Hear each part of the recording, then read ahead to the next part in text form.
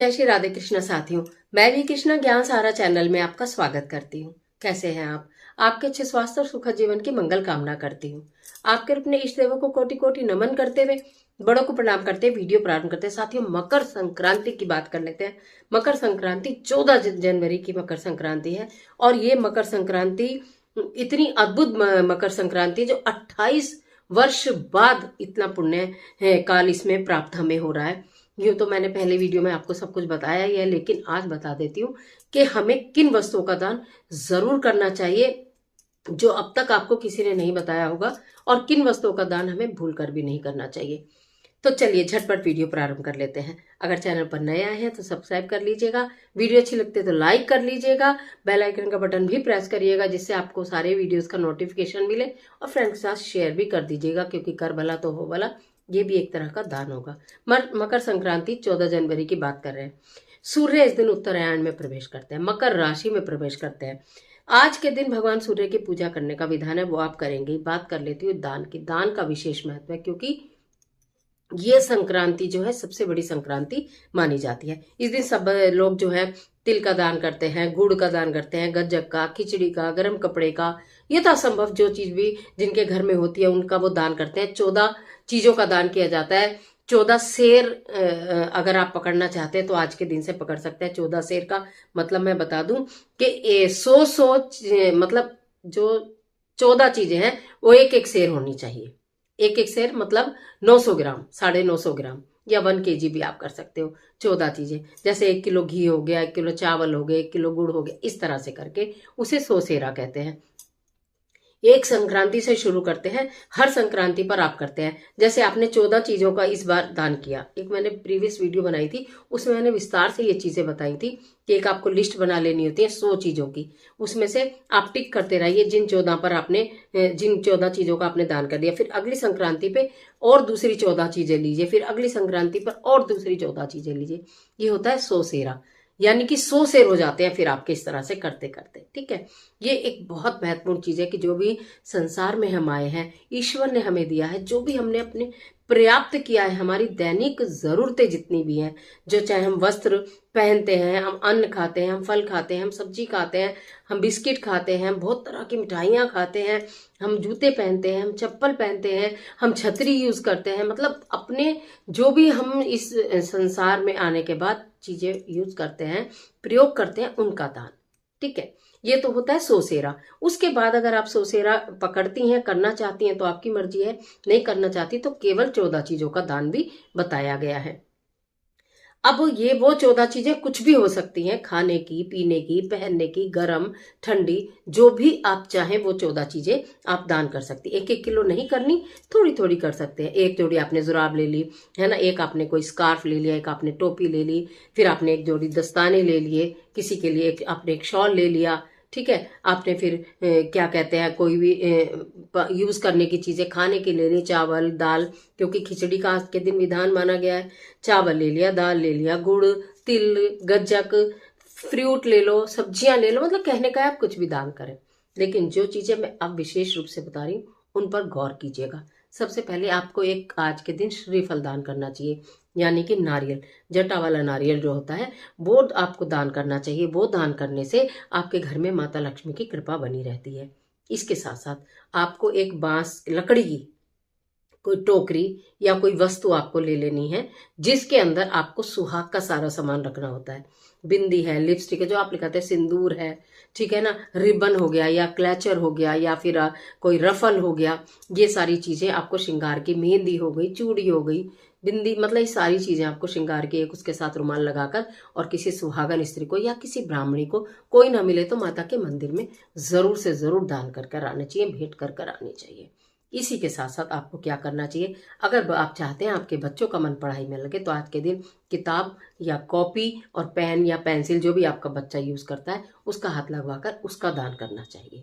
अत्यंत शुभ फल वाली चीजें बता रही हूँ जो कि आपको अथाह पुण्य की प्राप्ति कराएंगी। इसके साथ साथ आपको वैजंती माला या तुलसी की माला, कोई भी माला एक खरीदी जो आपके घर के मंदिर में है, वो नहीं, उससे तो आप पूजा करेंगे, बाजार से लेकर आइए, वीडियो पहले मिल जाएगी, और आप उसका दान करिए। गीता या रामायण, कोई भी धार्मिक पुस्तक हो। जैसे आप जो भी आप किसी तरह का कोई चालीसा ले सकते हैं या गीता, रामायण, भगवत गीता, जो भी आपके का यथासंभव मन हो वो लेकर लाल कपड़े में लपेट कर और मंदिर में दान करके आए। या कोई वो व्यक्ति पहले से पूछ कर रखो जो इस चीजों को पढ़ने की इच्छा रखता है लेकिन उसके पास नहीं है, केवल उसी को दान करना। ऐसा नहीं आपने दिया और उसने रख दिया, हालांकि आपका दोष नहीं लगेगा, दोष उसका लगेगा जिसने बांध के रख दिया, लेकिन फिर भी हमें ऐसा काम क्यों करना है। ठीक है। इसके साथ साथ पूजा की सामग्री क्या, दिया या घंटी, ठीक है, या तांबे का लोटा। मैं आपको क्या ही बोलूं, अगर आज के दिन आप तांबे के छोटे से लोटे के अंदर खिचड़ी भरकर, दाल और चावल, मूंग की दाल ले लीजिए, काली दाल हमारे यहाँ नहीं लेते हैं, हरी दाल मूंग की जो होती है वही यूज की जाती है, या उस तांबे के लोटे में गुड़ भर दीजिए, तिल भर दीजिए, लाजवाब। तो आपको ये चीज दान करनी चाहिए।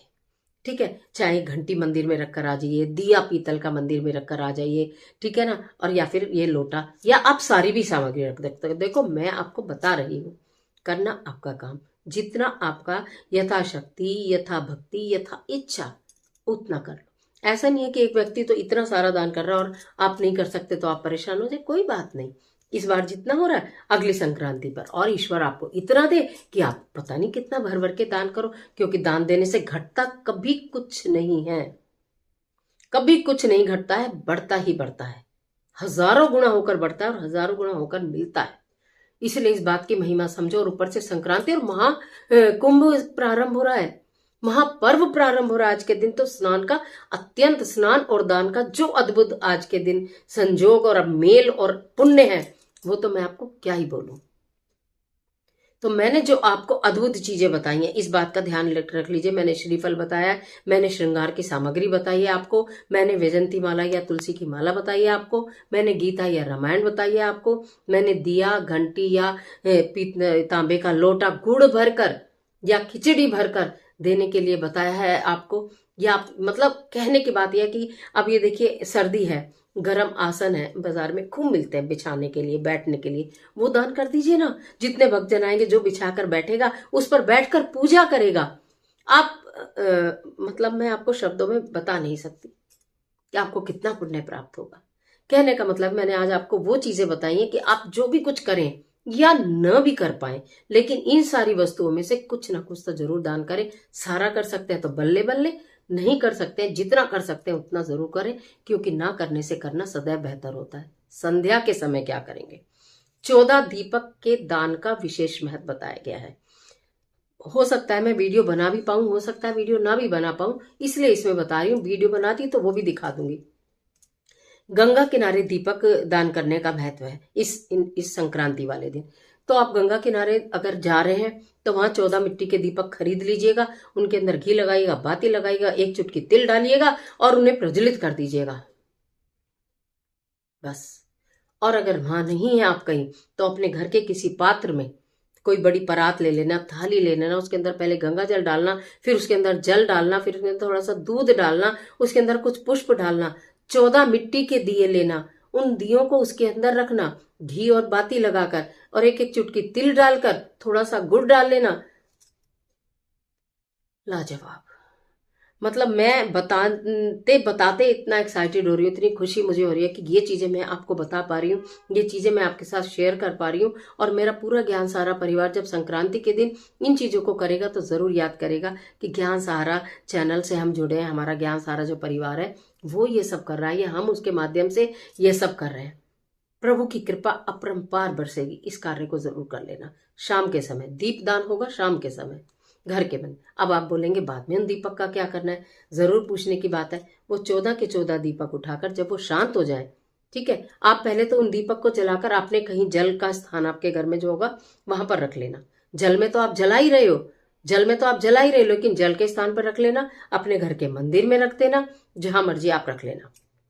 जब वो दीपक शांत हो जाएंगे, सारे के सारे दीपक एकत्रित कर कर किसी वृक्ष के नीचे रख आना। ये वाले दीपक यूज मत करना, ये रीयूज नहीं किए जाएंगे, क्योंकि ये दीपक का हमने दान किया है, जल दान, जल के अंदर दीप दान किया है, समझ रहे, जल के अंदर दीप दान कर दिया, इसलिए हम इन दीपक को यूज नहीं करेंगे।